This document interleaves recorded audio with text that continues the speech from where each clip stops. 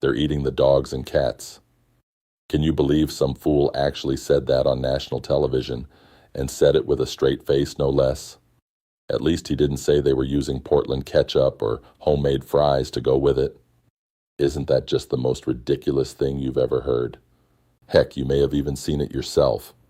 On top of that, this stand-up comedian was then elected President of the United States. Can you believe that? Laughter from the audience is acceptable. It was a good delivery. But maybe a little too close to home for some in the crowd. Well, I can't get paid as a political commentator, and it doesn't look like I'll make it as a comedian either. So what do I do instead? If I were to toot my own little horn, I'd say that instead of eating my dogs, I do a pretty darn good job of feeding them. You see, I actually love my four-legged critters, and when they get old and die, I die a bit inside myself. So when one of my golden retrievers died of cancer at 9, maybe 8 or 9 years ago now, I went on a mission. A nutrition mission. Spoiler alert, this isn't about putz or politics anymore, so you can leave now if you're disappointed. It's about family. Maybe it's about America too in its own way, but that's the last I'll say on that subject. Promise. Maybe. We've had Jack Russells and golden retrievers for a long time. They pair well together, and the Jack is leaving us any day now, so I'm feeling a bit nostalgic. But this is about Max, the golden before, and cancer. After Max died at 9, I started researching dog food, and the rest here is my opinion, not scientific fact. You cannot pressure cook gruel until it's shelf stable for 3+ years, pour some nutrient slurry over it, and call it food. I don't give a crap what it says on the label. That stuff is killing our four-legged family members. Check it out, it's a fact. Their lives are getting shorter and shorter. I'll admit that's partially due to a lack of overall activity, since American family lifestyles have changed. But if that were the whole reason, why are we living longer? Long story short, I cook my dogs their food. It's not scientific, it's just nutritious. And they still get a high-quality kibble alongside it. I'll cover the kibble first. They get kibble for breakfast. Why? For their teeth. They need something crunchy to chew on, and a high-quality kibble still has vitamins and minerals added that I haven't provided myself. Along with breakfast, they get an 8-in-1 vitamin, which I get from Costco, online only, best value I could find. Now to the piece de resistance. Sounds good, doesn't it? First, let's debunk the myths. Raw food. Dogs only ate raw food because they didn't know how to make fire and don't have opposable thumbs. Why do you think they took up with us puny humans, dummy? For that stupid kibble. Liver, or heart, or whatever other organ meat you can name. Forget any diet built on just one thing. Organ meats have lots of iron. Iron is good. Too much iron sinks ships. That's what cannonballs are made of. Think balanced diet. Think Popeye the Sailor Man. Yep, we'll come back to him. All meat. Dogs aren't carnivores by design the way you think, damn it. Then why's Poochie outside eating your grass, dummy? You need a balanced diet. Why wouldn't you think your loved ones need one too? Money, the expense. Yes, it was expensive to start. But guess what? It's almost, if not actually, cheaper now to feed my dogs my homemade food than an upper-tier kibble. I'm not talking about super-duper premium, gouge your pocketbook stuff, just upper-middle-class kibble. And what I'm making puts to shame the stuff you're now finding in the coolers at the pet store, stuff we couldn't even afford to eat at our own dinner table. You'd have to be the proud owner of a 3-pound foo-foo dog to feed it that hyped-up stuff. Yes, stuff. I make about 6 months' worth at a time and freeze it. I'll be honest. I fork out a bit of cash all at once, but remember, that's feeding 2, now 3, dogs for 6 months. Nothing is raw. Everything is cooked just enough to kill off any pathogens. No sick puppies around here. So here's the ever-changing recipe. Basically, it ends up close to a 50-50 meat-to-vegetable ratio, with brown rice to finish. I'll cover the rice first, since it's last in the process, and I'll probably forget otherwise.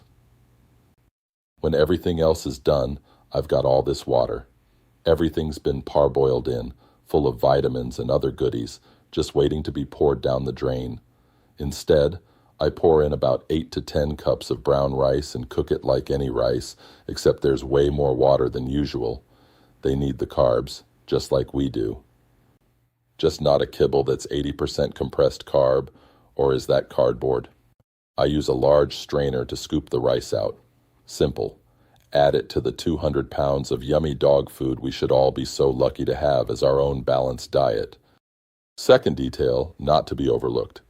The chicken is chicken hindquarters, bones and all. Everything I cook gets run through a LEM 3/4 horsepower grinder, bones and all. The dogs get all the nutrients of bone meal without the danger of bone splinters. You can rub the finished food between your fingers and not detect a single bone fragment. But why do you think bone broth is so expensive? Chicken bones are incredibly nutrient dense. Calcium, phosphorus, essential minerals like iron, magnesium, and potassium.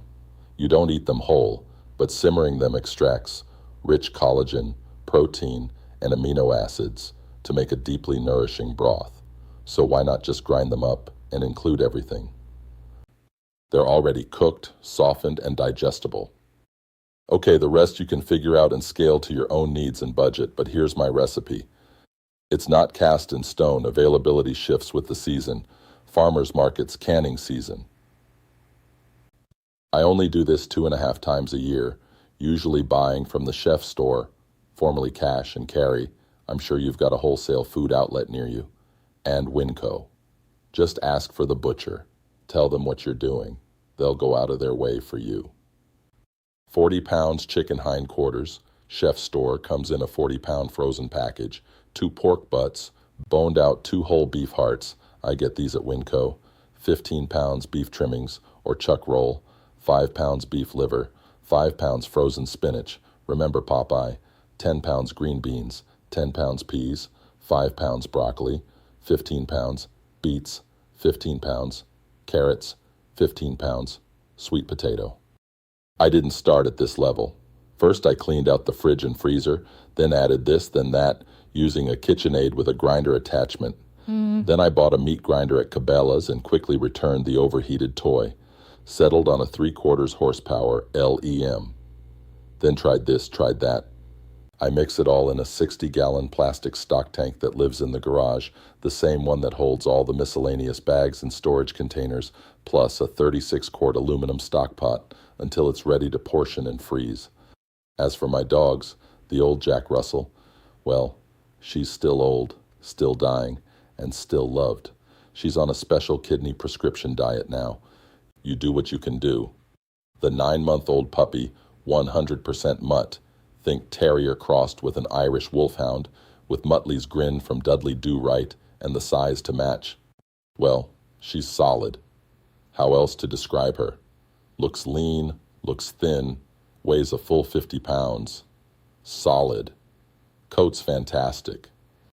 But the real proof is the now 8-year-old golden retriever, the one whose teeth are fantastic, who's never needed a cleaning, whose breath never offends, who's sharp as a tack, who still has the energy of a 2-year-old, and whose coat gets brushed maybe twice a year. I'd put him up against anybody's golden that isn't in the show ring, the ones that go to the groomer on a regular basis. Every vet checkup, the vet just shakes her head and says, I must be doing something right. It took a while to get here. It sounds expensive, and it was, at first. But at 6-month volume, it costs less than upper middle class kibble now. It's healthier than the fresh stuff in the pet store coolers that cost $10 a tube. And you get the satisfaction of knowing you're doing it. You're returning the love they give you so freely. And I'm chopped meat? He tells this like he does everything around here. It's an all-day process. Fills a medium chest freezer. The cleanup is hard work, almost as hard as the cooking, grinding, mixing, and packaging. But we do that together. It's not all on his poor shoulders. But since I'm the chief poop picker-upper around here, he forgot. 2 very big wins both you and Rover get out of this. Win 1. Ever feed them a raw carrot, then clean up the yard and notice the carrots still raw in the stool? That's because a dog's digestive system runs fast, for good reason, since bad stuff moves through before it can make them sick. But the downside is they don't fully extract the nutrients from what they eat raw. Cooked food is easily digestible. Most of the nutrients actually get absorbed into their system instead of passing straight through. Win 2, the volume you feed them drops a lot. Check the back of a kibble bag. How many cups, how many times a day, and how much poop are you picking up because of it? 1 quart of my stuff feeds the Jack and the Golden for 2 days. Yes, that's not a typo. 2 days. Breakfast is a half cup of kibble for the Jack and a cup and a half for the Golden, alongside it. And I still have to keep an eye on whether they're getting overweight. If that doesn't show you how little actual nutrition is in that bag, I don't know what will. It's a win-win. One last parting Trump bash. What kind of sicko would say they're eating the dogs with a straight face in a presidential debate, no less?